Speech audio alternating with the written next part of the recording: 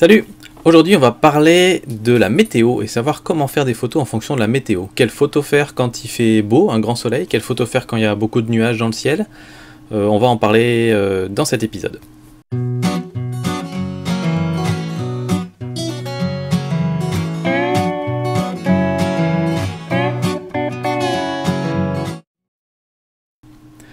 Alors première chose qu'il faut comprendre, c'est les notions de lumière douce et lumière dure. On va faire des petites expériences pour que vous compreniez ça. Avec cette petite lampe qui est juste à côté de moi, on va en fait regarder son ombre sur le mur. Donc pour l'instant, son ombre, elle est ici cachée derrière, mais vous allez comprendre rapidement.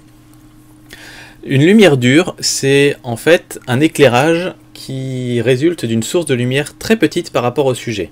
Donc là, mon sujet, il fait 15 cm à peu près de hauteur. Donc si j'ai une source de lumière qui par rapport à ce sujet fait 1 cm ou 1 mm, ça va être une source de lumière très petite. Ça va créer une lumière dure qui va créer des ombres très marquées sur notre sujet. Si au contraire on a une lumière qui est une source de lumière qui est très grande par rapport à notre sujet, donc là ça fait 15 cm, si on a une source qui fait 15 cm ou plus, on va avoir une lumière qui est douce et on va avoir des ombres qui vont être très très diffuses. Et ça va être plus plaisant à l'œil. Donc on va regarder ça en expérience. Alors je vous demande pardon d'avance parce que je vais devoir jouer un petit peu avec les paramètres de la webcam, vu qu'on va changer les éclairages. Donc je vais débrancher la lumière principale. Et je branche une petite lumière, vous voyez, une petite lumière spot, de la même taille que celle-là en fait. Et je vais la mettre très très loin et vous allez voir tout de suite ce qui se passe avec l'ombre. Alors très très loin, on est à 2 mètres, hein, on n'est pas, voilà. Vous voyez que l'ombre ici, elle est vraiment très très nette. On peut tracer le contour au crayon si on veut. Et ça, si vous faites un portrait par exemple, bah, ça va pas être très joli parce qu'on va voir l'ombre nette du nez, du cou, ça va faire ressortir les plis, les rides, etc. Donc là je rapproche ma source de lumière et vous voyez que la lumière commence à devenir de plus en plus diffuse. Donc là ça va être plus plaisant. Et si je me rapproche encore plus près, vous voyez que c'est vraiment très diffus. Mais on devine encore la forme de l'objet. Donc ça veut dire que là on est vraiment à distance égale. Donc on a une source de lumière qui fait la même taille que notre sujet, que notre objet. L'ombre est diffuse, mais elle reste identifiable. Donc voilà, ça c'était un premier essai. Deuxième essai, on va regarder avec... Oh là, il fait tout noir. Hop là, je monte beaucoup, juste 2 secondes. Le temps de vous montrer le bestiau. Donc ça, c'est une boîte à lumière. Je crois qu'on appelle ça comme ça en français. Softbox en anglais. Alors, je ne sais pas si vous voyez bien. Il y a une ampoule à l'intérieur. Et là, ici, on a une grande surface blanche. Vous pouvez scratcher pour voir l'ampoule qui est à l'intérieur. Voilà, avec des réflecteurs. Donc on va utiliser cette lumière-là. Donc je vais commencer par la mettre à la même distance éloignée que ma petite source de lumière de tout à l'heure. Voilà, je m'écarte pour laisser un petit peu de place et on va baisser la lumière. Et vous voyez ici que l'ombre est déjà floue. Elle est quasiment aussi floue qu'avec la petite source de lumière qui était juste à côté. Maintenant, si je me rapproche, on va devoir baisser la luminosité évidemment. Alors, vous voyez un petit peu, là c'est un petit peu net, et plus je me rapproche, plus ça devient flou et diffus.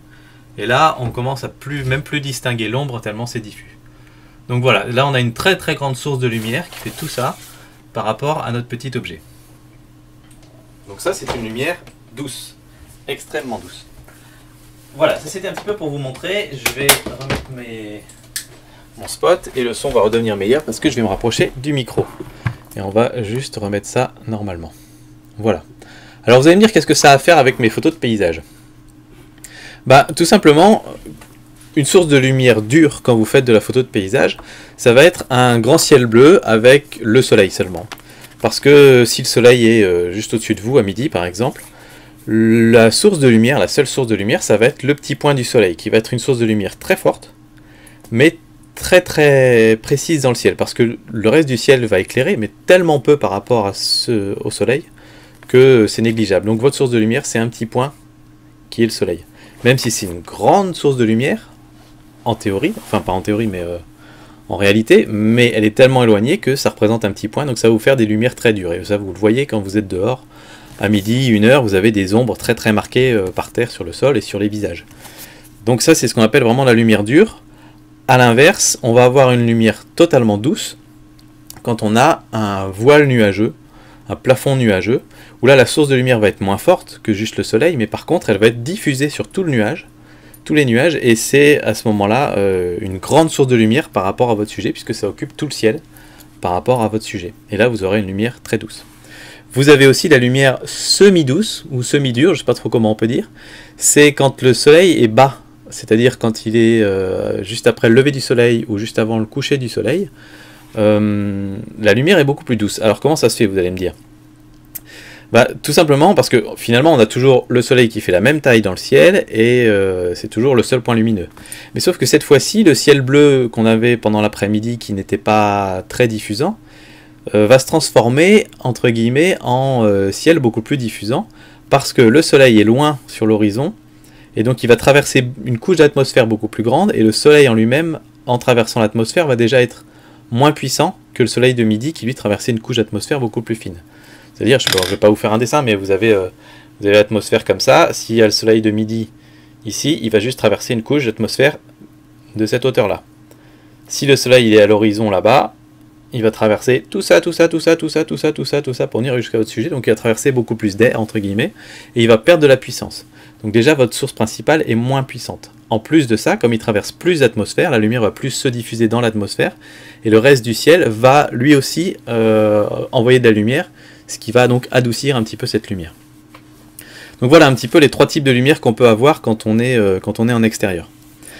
Maintenant, qu'est-ce qu'on va prendre en photo selon les cas? Alors quand vous avez de la lumière douce, c'est en général très flatteur pour les objets, les fleurs, les petits détails, les personnes, les portraits. Voilà, on va regarder des choses, on va vraiment regarder les choses en gros. On va pas faire des grands angles, on va plutôt zoomer sur les choses et les prendre en photo, vraiment se pencher sur le sol ou regarder un petit peu ses amis. Voilà, ça c'est les objets qui aiment bien avoir une lumière unie, qui va créer très peu de contraste finalement dans votre objet. Parce que si vous prenez en photo une fleur ou une personne avec une lumière très dure, vous allez avoir des grosses ombres et vous allez avoir donc des parties qui sont très lumineuses, des parties qui sont très sombres, parfois même des blancs cramés et des noirs bouchés dans la même photo, et ce sera vraiment pas très plaisant. Si vous avez une lumière semi-douce ou semi-dure, comme vous voulez, à ce moment-là, c'est parfait pour les photos de paysage. Donc c'est pour ça que la plupart des gens qui font des photos de paysage, ils se lèvent très tôt le matin, ils se couchent tard le soir, mais entre les deux, ils font rien. Enfin, ils font rien.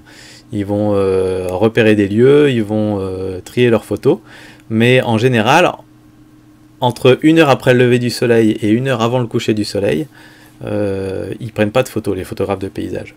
Parce qu'ils cherchent cette lumière qui est semi-douce.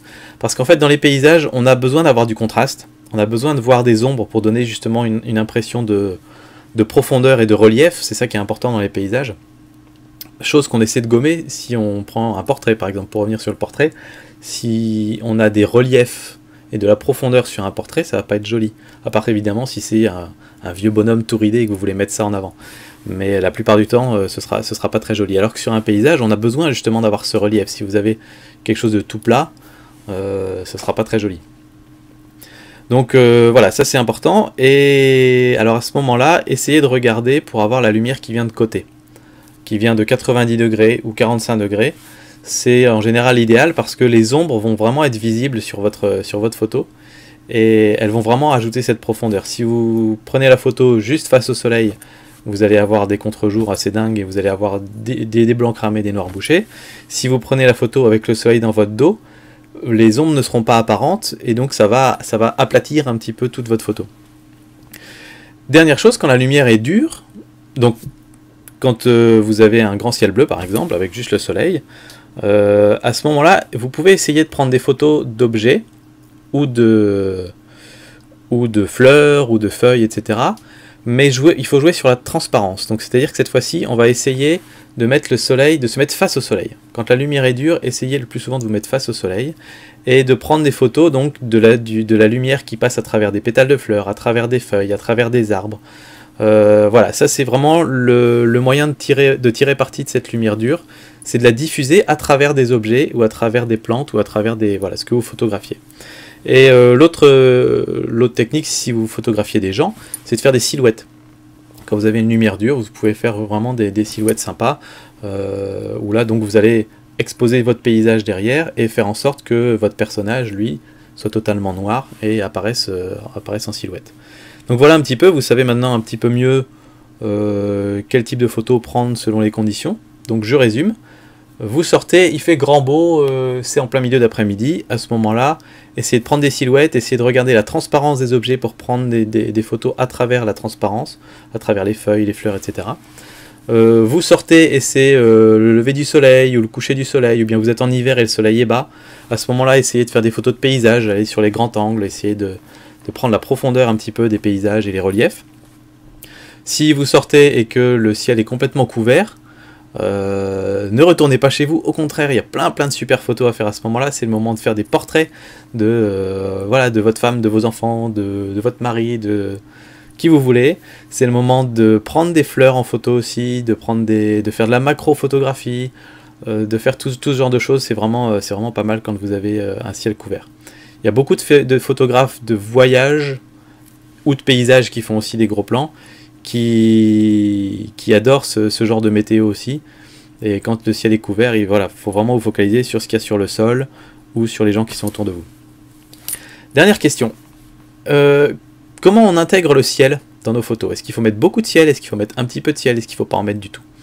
Là aussi, j'ai tendance à dire que ça dépend du ciel que vous avez. On va reprendre un petit peu nos 3 ciels différents, enfin on va même en rajouter un 4e. Donc le premier ciel, c'est un grand ciel bleu avec le soleil, une seule source de lumière, et tout le ciel est bleu. À ce moment-là, il y a très peu d'intérêt à avoir beaucoup de ciel dans sa photo. Si vous vous souvenez de la règle des tiers, hein, on va essayer de mettre l'horizon sur un tiers. Si vous mettez 2 tiers de ciel bleu, bah c'est un petit peu nul comme photo, ça n'a pas beaucoup d'intérêt. À part dans le cas très particulier où vous voulez mettre un sujet très petit avec un grand vide autour pour exprimer quelque chose. Mais la plupart du temps, dans les photos générales, on va dire, si vous avez un ciel tout bleu, essayez d'en mettre un minimum, donc soit le tiers du haut, soit même n'hésitez pas à remonter encore et mettre vraiment qu'une petite bande en haut, un 5e, un 6e de la photo seulement, ça suffit largement. Notre esprit, lui, en voyant la photo, va se dire, bon, tout le reste du ciel est bleu, et on va réussir à se l'imaginer. Si vous avez un ciel de coucher de soleil, à ce moment-là, j'aurais tendance à dire, alors, encore une fois, un ciel sans nuages, mais coucher de soleil ou lever de soleil. À ce moment-là, mettez un tiers, mettez le tiers du haut, parce que cette fois-ci, on a un petit peu d'intérêt dans le ciel, parce qu'on va avoir un dégradé de couleurs, on va avoir le orange-rouge, qui va tourner sur du magenta, du violet, qui va aller vers les bleus après, et ça, c'est toujours très très joli. Donc j'aurais tendance à dire, allez jusqu'à atteindre le bleu en haut de votre ciel, donc un tiers, un peu plus, un peu moins, dans ces eaux-là, c'est pas trop mal. Maintenant, si on a un ciel avec des nuages, mais là je parle pas d'un ciel totalement couvert, mais je parle de petits nuages qui se baladent ici ou là. Là, il faut vraiment essayer de regarder si c'est intéressant pour votre photo ou pas, si ça apporte quelque chose à votre photo ou pas. On peut avoir des ciels vraiment magnifiques, que ce soit coucher de soleil ou non, mais en particulier dans les couchers de soleil ou les levées de soleil. Si vous avez un très très beau ciel, essayez à ce moment-là de mettre les 2 tiers de votre ciel, les 2 tiers de votre photo en ciel, et un tiers pour votre sujet, et à ce moment-là, essayez de faire en sorte que votre sujet soit plus simple, pour que ce soit le ciel qui soit mis en valeur. Si c'est pas si intéressant que ça, mettez juste un tiers, ou vous pouvez même essayer de mettre la moitié une fois de temps en temps, voilà, pour balancer un petit peu, équilibrer un petit peu votre photo, mais le mettre quand même parce que les nuages sont intéressants et apportent quelque chose. Dernier cas de figure, si vous avez un ciel complètement couvert de nuages, alors à ce moment-là, j'aurais tendance à dire, ne mettez pas le ciel du tout.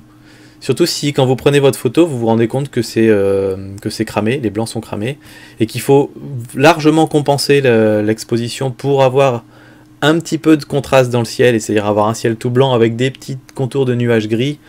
À ce moment-là, c'est pas la peine. Ne mettez pas le ciel. Vous redirigez votre appareil photo vers le bas, ou vous prenez des photos des gens devant une forêt, devant les choses, mais pas forcément devant le ciel, parce que votre ciel sera blanc et sans intérêt de toute façon.